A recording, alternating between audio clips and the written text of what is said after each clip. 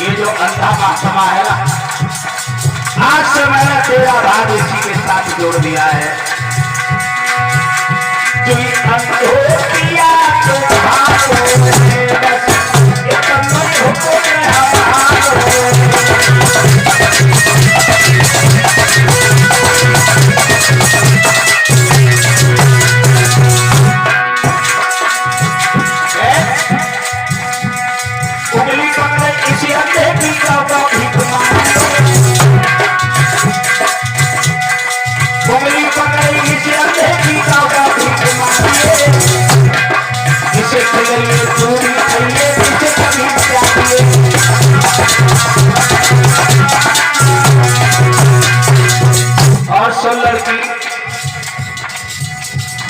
क्षमा करे तो क्षमा समझना, त्याग करे बलिहारी। अब तो छोड़ो तुम दोनों को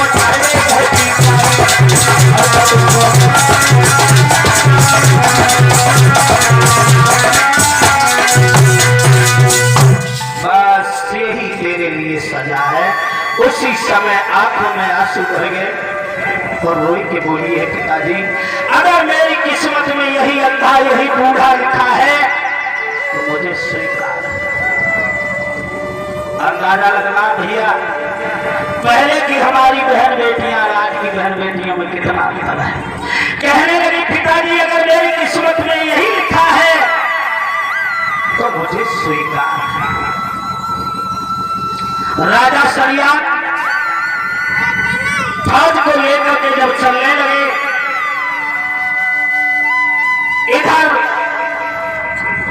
सुकन्या ने आगे से घेर लिया और अपने पिता के सामने हाथ जोड़ के बोली है, पिताजी मेरी आपसे एक विनती है। क्या? सुनो। ए पिताजी एक विनती है बोले हमारी,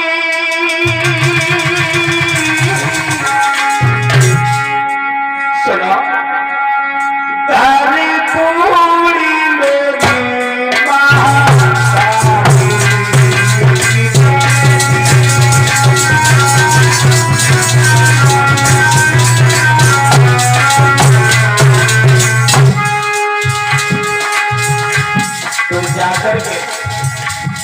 मेरी माँ को मत बताना कि मेरे तुम्हारा दामाद बूढ़ा और अंधा है, नहीं तो मेरी माँ रो रो के मर जाएगी, पागल हो जाएगी। मेरी भैया मुझे बहुत फर्क करती है।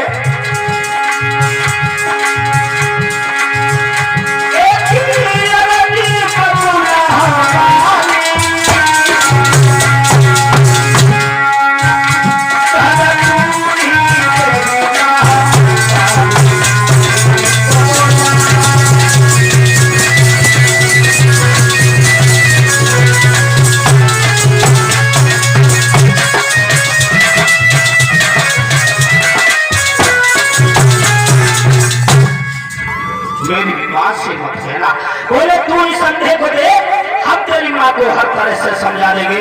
राजा सरियात तो चल दिए, इधर वही सुकन्या उसी महात्मा के पास में पहुंची और पैरों पर बैठ गई। कहने लगी है, मन में सोचने लगी मेरे जैसी अभागिन दुनिया में कोई और नहीं होगी जिसने शादी के पहले ही अपने दूल्हा की आगे फूल डाली। और कहने लगी महाराज मुझे क्षमा करना, सुबह से शाम तक अपने पति की सेवा करती है, न सब कुछ खाती है और न कुछ पीती है, सुख सुख के काटा शरीर हो गया। कितने दिन हो गए?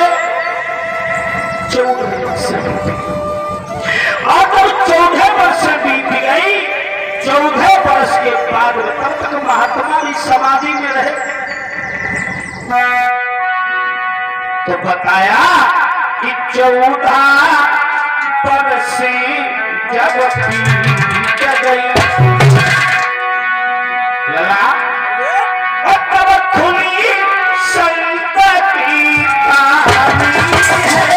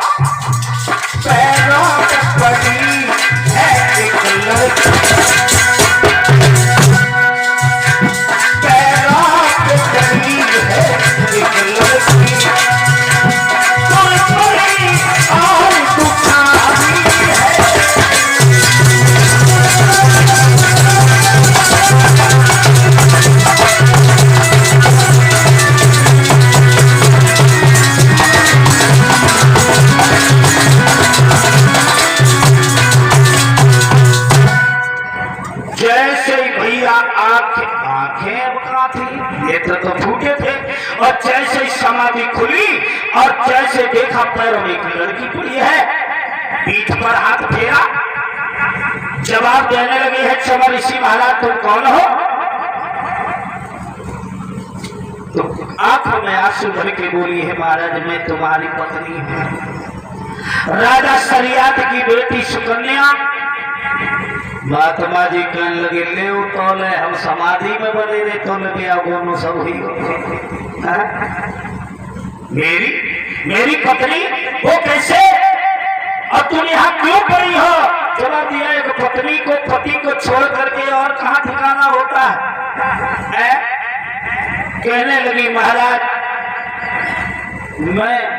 मैं कौन हूँ कि मैं वही हूँ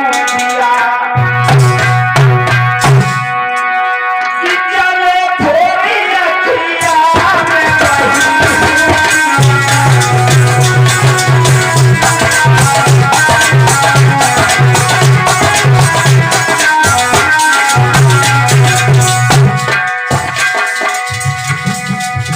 मैं वही काबिल हूँ जिसने शादी के पहले आंखें छोड़ दी,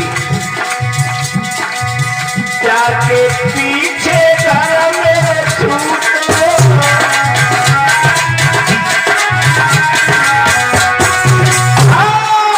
तुम्हारे पीछे घर में छूट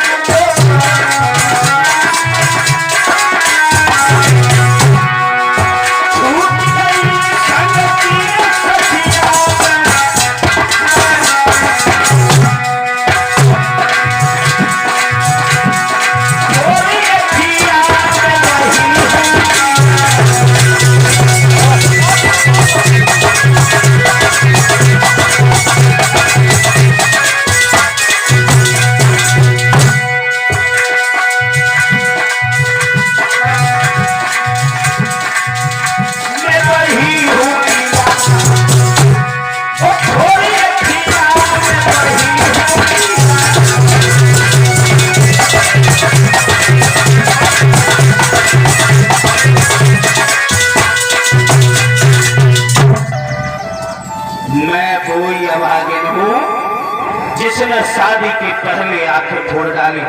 अच्छा तुम राजा सरियात की बेटी हो? हाँ।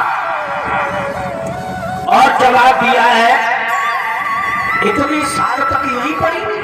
जवाब दिया, और कहाँ जाती महाराज?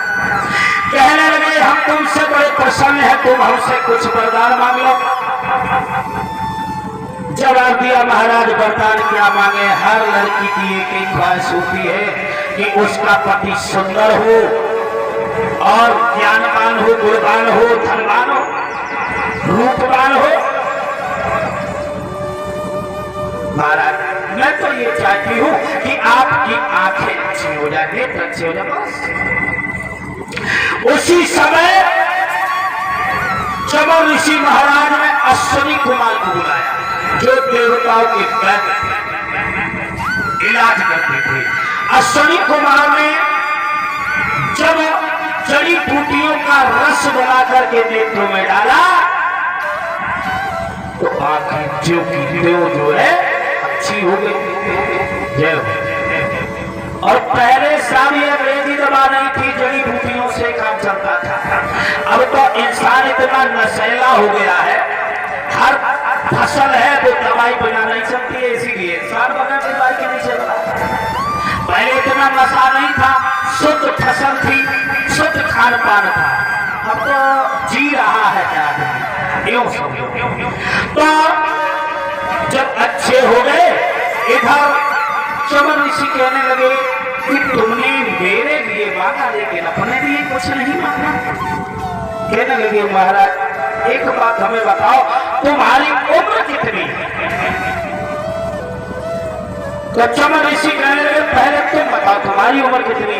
जवाब दिया, 12 वर्ष की आई थी घर से और 14 साल यहाँ हो गई तो 26 वर्ष की हो गई। बोले हमारी उम्र जो है 50,000 वर्ष की है। तो लगे ले जो तो भैंसा बढ़िया को हर महाराज एक काम और वास्तविक में अगर पत पत्नी का जोड़ा सही नहीं है तो गाड़ी गड़बड़ी है भैया, है ना। पत पत्नी एक रथ के दो पहिए, जीवन रूपी जो रथ है हमारा तुम्हारा, उसके दो पहिए हैं और पहिया एक खराब है तो फिर रथ चलेगा थोड़े भैया। तो समझाए को बोली है महाराज कि महाराज बात है लज्जा की, मरने की खास निशानी है। और समझाया और बालम पर इधर बुढ़ापा है, दुल्हन पर इधर